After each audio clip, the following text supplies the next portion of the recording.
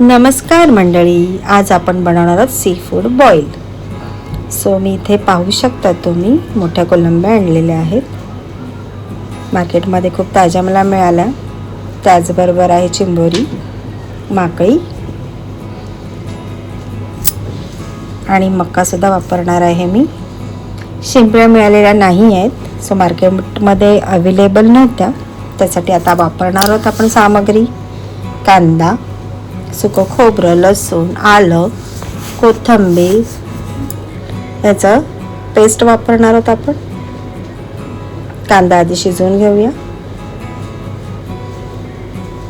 लालसर कांदा झालेला आहे. आता आपण वाटप वगैरे ॲड करूया.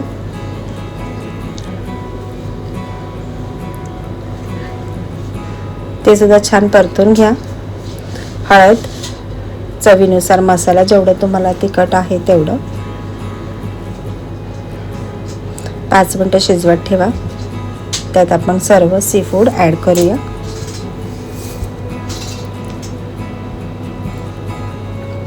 लिंबू, 2 अंडी, प्रॉन सर्व मिक्स करून घ्या व्यवस्थित. पाणी घालूया. 10 ते 15 मिनिटं शिजवून घ्या. शिजलेलं आहे.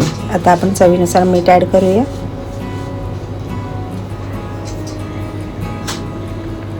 5 मिनिटं उकळू देऊया. सी फूड बॉईल आपलं रेडी झालंय. सो खायलाही अगदी टेस्टी.